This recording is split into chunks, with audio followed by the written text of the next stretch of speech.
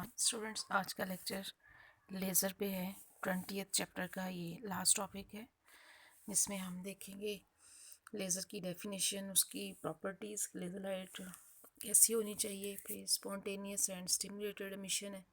इसके बाद population inversion और लेज़र एक्शन, और फिर हम देखेंगे लेज़र की टाइप, जिसमें हीलियम नियॉन लेज़र गैस जो है वो गैस लेज़र को डिस्क्राइब किया हुआ है। और इसके बाद फाइनली हम देखेंगे uses of laser in medicine industry. तो स्टार्ट करते हैं लेज़र की डेफिनेशन से। लेज़र एक्रोनिम है, एब्रीवेशन है for light amplification by stimulated emission of radiation. As the name indicates, lasers are used for producing an intense monochromatic and unidirectional coherent beam of visible light. कि visible light होगी laser light, और intense होगी, monochromatic होगी, और unidirectional coherent beam होगी। ये सारी 4 properties होंगी लेज़र लाइट में। अब इसके लेज़र एक्शन को समझने से पहले हमें ये कुछ टर्म्स हैं, इनके बारे में जानना ज़रूरी है। उसमें सबसे पहले हम देखेंगे कि अब्जॉर्प्शन कैसे होगा, इनके लेज़र लाइट प्रोड्यूस कैसे हो सकती है। उसमें डिफरेंट फिनोमेना होंगे। पहले अब्जॉर्प्शन का होगा, फिर स्पॉन्टेनियस और स्टिमुलेटेड एमिशन, 2 तरह के एमिशन हम देखेंगे। एक टाइप की हम अब्जॉर्प्शन देखेंगे। इसके लिए कंसीडर करें a sample of free atoms, some of which are in the ground state with energy E1। ये इधर फिग 20.9 जो फिगर है, इसमें आप देख सकते हैं कि हमारे पास 2 एनर्जी लेवल हैं। एक है जिसकी energy E1 lower energy level, और दूसरा एनर्जी लेवल E2 है हाई एनर्जी लेवल। तो हमारे पास एक सैम्पल है एटम्स का, फ्री एटम्स हैं। इनमें से कुछ जो है वो ग्राउंड स्टेट में है और कुछ एक्साइटेड स्टेट में है, लेट। और हम फिर उसके ऊपर फोटोन अब्जॉर्ब फॉल करते हैं, जिसकी एनर्जी का डिफरेंस दोनों लेवल की एनर्जी के बराबर हो। तो उससे क्या होगा कि वो इंसिडेंट फोटोन जब वो इंटरेक्ट करेगा इन 2 डिफरेंट वेज, तो फिर वो या तो वो उसको ग्राउंड स्टेट के जो एटम्स हैं उनको एक्साइटेड स्टेट में ले जाएगा, या फिर वो ये करेगा कि एक्साइटेड स्टेट में अगर एटम मौजूद है तो वो उनको बैक ले आएगा। हम अभी पहले अब्जॉर्प्शन पे बात करेंगे कि अगर वो इंसिडेंट फोटोन उसके ऊपर फॉल करेंगे सैम्पल के ऊपर, हमारे पास फ्री एटम्स हैं, तो फिर अब्जॉर्प्शन होगी, वो फोटोन अब्जॉर्ब हो जाएगा और एटम एक्साइटेड स्टेट में चला जाता है। ये ए फिगर में डिस्क्राइब किया हुआ। दिस इज़ कॉल्ड इंड्यूस्ड और स्टिमुलेटेड अब्जॉर्प्शन। अब एटम एक्साइटेड स्टेट में है, उसके पास 2 ऑप्शन हैं एटम के पास। या तो ये होगा कि वो फ़ौरन एनर्जी जो है वो फोटोन की सूरत में एमिट करे, स्पॉन्टेनियस एमिशन हो, और एटम ग्राउंड स्टेट में वापस आ जाए, और जितनी एनर्जी का फोटोन उसने अब्जॉर्व किया था उसी एनर्जी को वो एमिट कर दें the form of photon of same energy, HF is equal to E2 minus E1। या फिर ये हो सकता है कि उसके ऊपर हम एक और फोटोन फॉल करें, तो एक्साइटेड स्टेट में जो एटम है वो फिर स्टिमुलेट हो जाए, और स्टिमुलेशन के बाद वो ग्राउंड स्टेट में वापस आए। Alternative for the atom in the excited state E2 is to decay by stimulated or induced emission as shown in figure C। ये 20.9 फिगर में तीन हैं केसेस। पहले है इंड्यूस्ड अब्जॉर्प्शन, फिर स्पॉन्टेनियस एमिशन, और फिर इंड्यूस्ड एमिशन। अब इंड्यूस्ड एमिशन पे हम बात करें, इसमें फिर क्या होगा कि जब फोटोन उसके ऊपर फॉल करेंगे, एक्साइटेड स्टेट में एटम मौजूद है, तो फिर वो एटम जो है वो स्टिमुलेट हो जाएगा। स्पॉन्टेनियस एमिशन से मुराद के उसने अपना टाइम पूरा करना है वहाँ पे एक्साइटेड स्टेट में, और उसके बाद वो वापस आ जाएगा। और स्टिमुलेटेड एमिशन से मुराद कि जब हम चाहें तभी वो फ़ौरन एटम एक्साइटेड स्टेट से ग्राउंड स्टेट में वापस आ जाए। तो इस तरह के एमिशन के लिए उस एटम को एक्साइटेड स्टेट में जो एटम मौजूद है उसको स्टिमुलेट करना पड़ेगा, उसको तरगीब देनी पड़ेगी कि वो वापस ग्राउंड स्टेट में आ जाए फ़ौरन। तो इसके लिए उसके ऊपर फोटोन फॉल करेंगे, ये फोटोन अब्जॉर्ब नहीं होगा, ये एटम को जस्ट स्टिमुलेट करेगा, और इस तरह से ये फोटोन, और जब वो एटम ग्राउंड स्टेट में वापस आएगा तो उससे भी उतनी ही एनर्जी का फोटोन निकलेगा। तो इस तरह से ये 2 फोटोन्स मिलके तो इंटेंस बीम बनाएंगे, जो यूनिडायरेक्शनल बीम होगी, कोहेरेंट एम्प्लीफाइड होगी। एम्प्लीफाइड से मुराद कि जिसका एम्पलीट्यूड बढ़ जाए। जब 2 सेम वेवलेंथ की बीम्स आपस में एक दूसरे के साथ मिलती हैं तो फिर उससे जो लाइट प्रोड्यूस होगी लेज़र लाइट, उसका एम्पलीट्यूड बढ़ जाएगा, एम्पलीफाई हो जाएगी। और कोहेरेंसी चूँकि है उनमें कोहेरेंट बीम्स हैं, तो इसलिए क्रस्ट के ऊपर क्रस्ट और ट्रफ के ऊपर ट्रफ फॉल करेगा, तो इससे कंस्ट्रक्टिव इंटरफेरेंस की तरह एम्पलीट्यूड बढ़ जाएगा उसका, तो मोर स्टिमुलेटेड बीम जो है वो प्रोड्यूस हो जाएगी। इस तरह से ये प्रोसेस चलता जाता है। अब ये दो फोटॉन आगे मज़ीद इंड्यूस्ड एमिशन करेंगे, तो इस तरह से लेज़र लाइट जो है वो प्रोड्यूस होती है। From a practical point this is possible only if there is more stimulated or induced emission than spontaneous emission. Laser light के लिए ज़रूरी है कि स्पॉन्टेनियस एमिशन की बजाय स्टिमुलेटेड एमिशन ज़्यादा तादाद में हो, and this can be achieved by population inversion. Next, इसमें पॉपुलेशन इन्वर्जन ये एक टर्म है जिसको हम डिफ़ाइन करेंगे। लेट्स कंसीडर क्या सैम्पल है हमारे पास मटेरियल का, whose atom can reside in 3 different state as shown in figure 20.10। ये जो मेन फिगर है इसी को देखें। इसमें 3 स्टेट्स हैं हमारे पास। एक है स्टेट E1 जो सबसे नीचे वाली है, फिर उसके बाद स्टेट E2 है, फिर स्टेट E3 है। अब जो स्टेट E1 है इसमें एटम्स की तादाद को N1 से ज़ाहिर किया गया है, दूसरी स्टेट में एटम्स की तादाद N2 है, और तीसरी स्टेट में एटम्स की तादाद N3 है, और सेकंड स्टेट में एटम्स की तादाद N2 जो है that is greater than N1।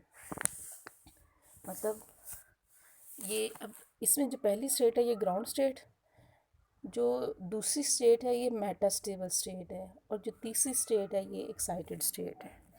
ठीक है, तो अब एटम्स सबसे पहले ग्राउंड स्टेट में होंगे, उसके ऊपर फोटोन फॉल किया जिसकी एनर्जी ऑप्टिकल पंपिंग से उसको एक्साइटेड स्टेट में लेके गए, और जब वहाँ जाएंगे तो atom can reside for 10⁻⁻8 second and metastable state E2 जो है उसमें एटम्स आ जाएंगे, और उसमें एटम्स के लिए स्टे का टाइम जो है वो 10⁻³ सेकेंड है। अब ये दोनों excited state, metastable state is also excited state, but here atom can stay for longer time as compare to excited state.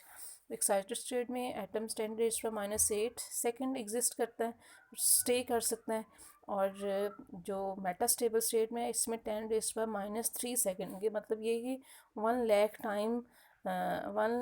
Times जो है वो ज़्यादा सेकेंड तक वो स्टे कर सकता है, which is much greater than 10⁻⁸ second. A metastable state is an excited state in which an excited electron is unusually stable, and uh,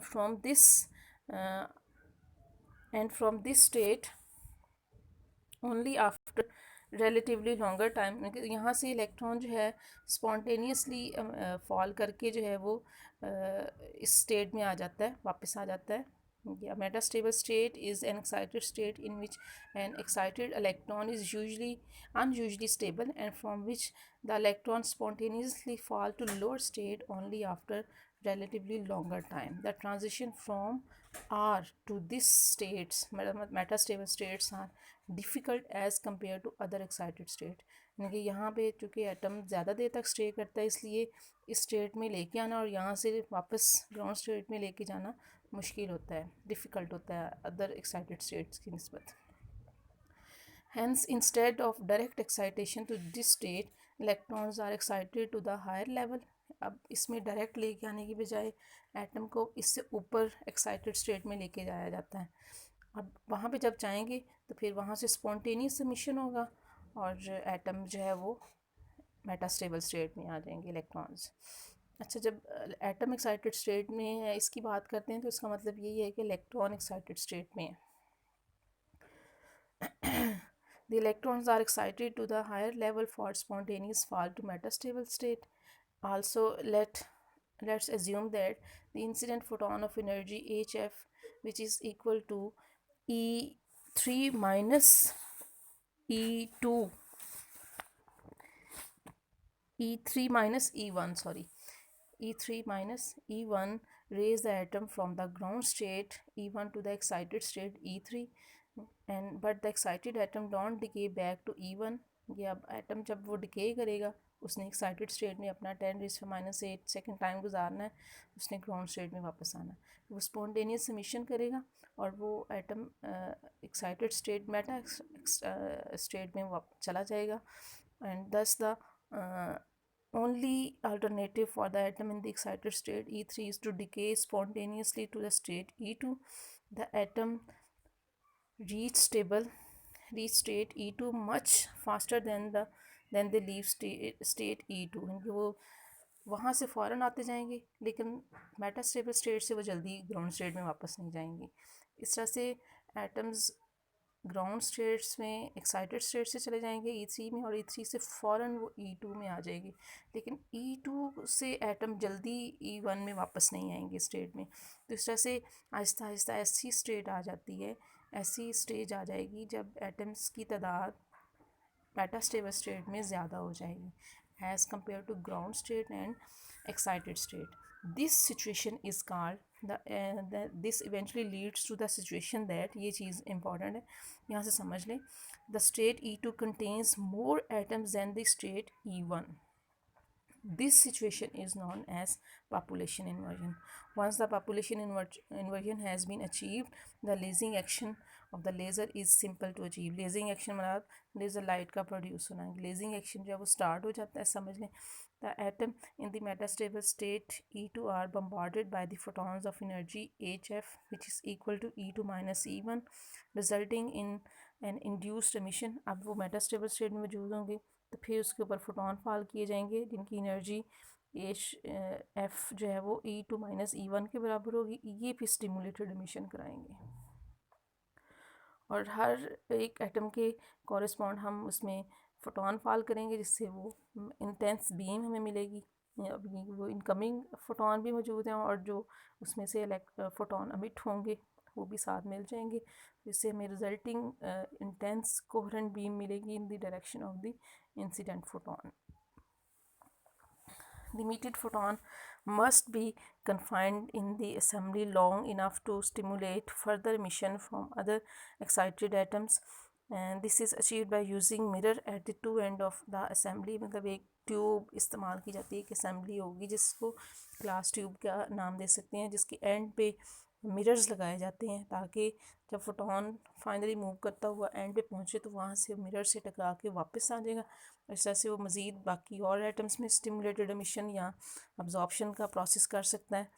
और एक साइड जो है वो टोटली रिफ्लेक्टिंग होती है एंड से, and the other end is partially transparent to allow the laser beam to escape. और दूसरी साइड से पार्शली उसको, ये राइट साइड जो है वो पार्शली मिरर्ड होती है, पार्शली ट्रांसपेरेंट होती है, और जो लेफ़्ट साइड है ये कम्प्लीटली जो है वो मिरर्ड होती है, रिफ्लेक्शन के लिए होती है. तो इस तरह से दूसरी साइड से जिधर से थोड़ा रखा जाता है ट्रांसपेरेंट, उधर से लेज़र लाइट जो है वो उस असेंबली से बाहर निकल सकती है for the practical use. As the photon move back and forth between the reflecting mirrors, they continue to stimulate other excited atoms to emit photons. तो वो बाकी जो एटम्स होंगे उनको भी स्टिमुलेट करेंगे कि वो भी फोटोन एमिट करें. As the process continues the number of photons multiply. जैसे जैसे प्रोसेस चलता जाता है तो एटम्स में से जो फोटोन की तादाद है वो बढ़ती जाती है, and the resulting radiation is there for much more intense and coherent than the light from the ordinary source. अब इसके टाइप्स लेज़र बेसिकली 3 किस्म के होते हैं. सॉलिड लेज़र भी होते हैं, लिक्विड लेज़र भी होते हैं, और गैशियस लेज़र भी होते हैं. तो ज़्यादातर लेबॉर्ट्रीज़ में इस्तेमाल जो होते हैं वो हीलियम नियॉन लेज़र मतलब गैस लेज़र ज़्यादा इस्तेमाल होते हैं. तो इसमें सबसे पहले हम हीलियम नियॉन लेज़र को डिस्कस करेंगे, फिर इसकी यूजेस देखेंगे लेज़र लाइट के. It is most common type of lasers used in physics laboratories. Its discharge tube is filled with 85, ये MCQs के लिए आपने पॉइंट्स अंडरलाइन करने. 85% हीलियम होगा और 15% इसमें नियॉन गैस होती है. दोनों इनर्ट गैसेज हैं, पीरियोडिक टेबल में 8th ग्रुप में ये है. The neon is the lasing or active medium. Neon जो है इसमें लेज़र एक्शन होगा इस गैस में. इसके एटम जो है वो स्टिमुलेटेड एमिशन के बाद लेज़र लाइट प्रोड्यूस करेंगे नियॉन की. And by chance helium and neon have nearly identical metastable states respectively located 20.61 electron volt and 20.66 electron volt level. The high voltage electric discharge excited the electron in some of the helium atom to the 20.61 electron volt state, In this laser population inversion in neon is achieved by direct collision with the same energy electron of the helium atom. Thus excited helium atom collide with the neon atom, each transferring its own 20.61 electron volt of energy to an electron in the neon atom along with 0.05 electron volt of kinetic energy. अब इसमें helium को excited state में लेके जाया जाता है electric discharge से. अब जब हीलियम के एटम एक्साइटेड स्टेट में चले जाएंगे तो इसका मतलब उनके पास 20.61 इलेक्ट्रॉन वोल्ट एनर्जी आ गई.